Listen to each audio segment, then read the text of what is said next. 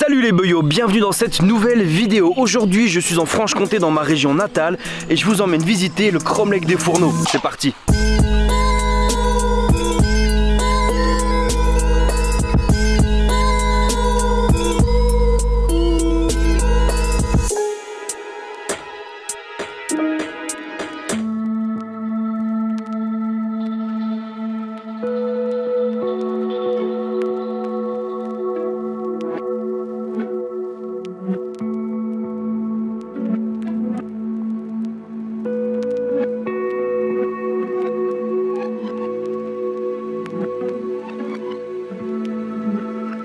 Alors, on va commencer par la base. Qu'est-ce qu'un cromlech? Le nom vient du vieux gallois chrome qui veut dire courbé et lech qui veut dire pierre plate. Pierre plate courbée, en gros, c'est un cercle de pierre. Il existe différents types de monuments mégalithiques, les dolmens, les menhirs, les cairns, les tumuli et les cromlechs. Je vais certainement faire beaucoup de vidéos sur les monuments mégalithiques. Je vais développer ça au fur et à mesure pour que ce soit assez clair pour vous.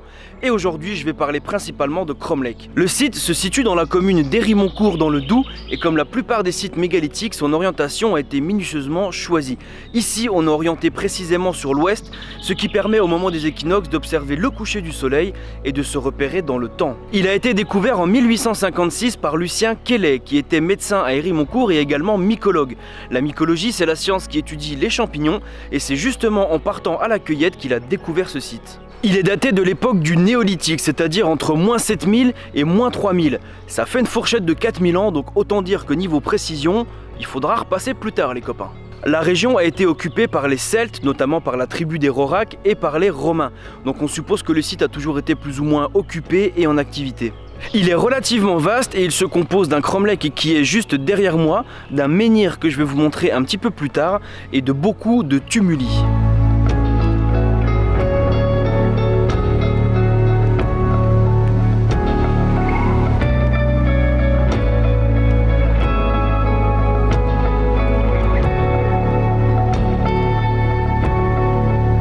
Il y a un monsieur qui s'appelle Bernard Charlier qui a fait une étude géobiologique sur le site principal et là ça m'oblige à ouvrir une grande parenthèse et à vous parler de géobiologie. Dans notre système solaire il y a deux types de planètes, les planètes gazeuses et les planètes telluriques qui sont au nombre de 4, Mars, Vénus, Mercure et la Terre. Elles sont toutes les 4 appelées planètes internes car elles se situent entre le Soleil et la ceinture d'astéroïdes. Une planète tellurique est essentiellement composée de fer et de roches. La Terre quant à elle est composée d'un noyau, d'un manteau et d'une croûte. Et dans cette croûte circule un courant énergétique qui est appelé courant tellurique. L'énergie se diffuse à la surface de la Terre à travers un réseau linéaire, d'ailleurs on parle de lignes telluriques. Et un peu comme notre système sanguin, elle s'organise à travers des grandes artères, des grandes veines, des petites veines, des vaisseaux, etc.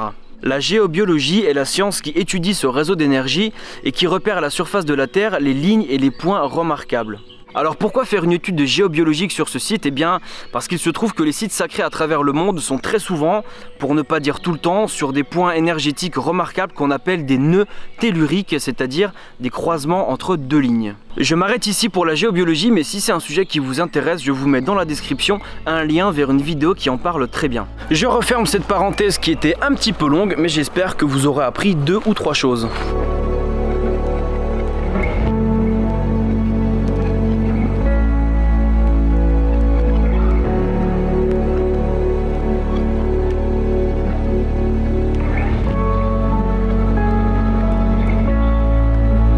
Pour en revenir au site qui nous concerne, l'étude faite par Bernard Charlier nous révèle qu'il y a 2 cours d'eau souterrains, environ 8 mètres de profondeur et qu'il y a 2 cheminées négatives. Alors, une cheminée tellurique, c'est l'endroit par lequel l'énergie sort ou rentre de la Terre. Ici, il y a une cheminée négative qui vide votre énergie et une cheminée positive qui vous remplit d'énergie.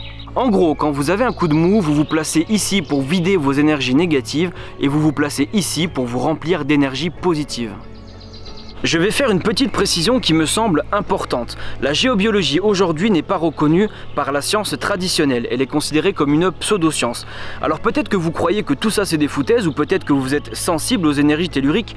Peu importe, je vous livre des informations, vous en faites ce que vous voulez. À titre personnel, je me documente sur absolument tous les sujets parce que je n'ai pas de croyance. Mais je ne cherche pas à convaincre qui que ce soit. Alors je vous livre une partie de ce que je sais. Libre à vous d'en faire ce que bon vous semble.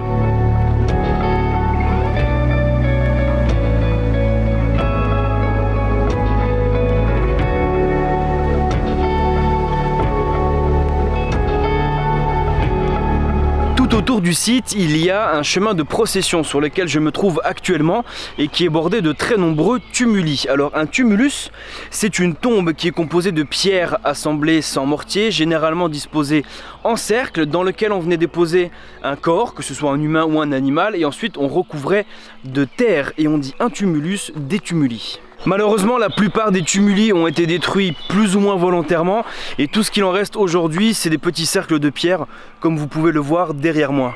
Mais c'est pas bien grave parce que les tumuli ont été construits bien après le site cultuel et ne respectent pas du tout la même logique de construction. Le site mégalithique a une orientation et une position minutieusement choisie pour pouvoir observer la course du soleil et peut-être d'autres astres. Les tumuli, eux, sont disposés de manière aléatoire sur le site et empiètent même parfois sur le chemin de procession.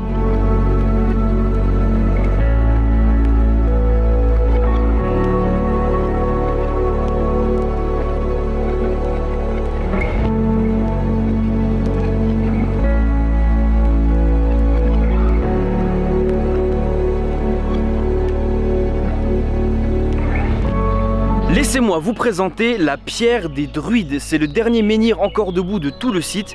Il mesure à peu près 3 mètres de haut. Il est en calcaire et malheureusement très érodé. J'imagine qu'à l'origine, il devait être beaucoup plus lisse que ça. Il fait partie d'un vaste ensemble de menhirs qui recouvraient tout le site. Malheureusement, la plupart d'entre eux sont tombés, cassés. Il y en a même beaucoup qui ont été pillés par les gens de la région pour construire des murets ou des maisons.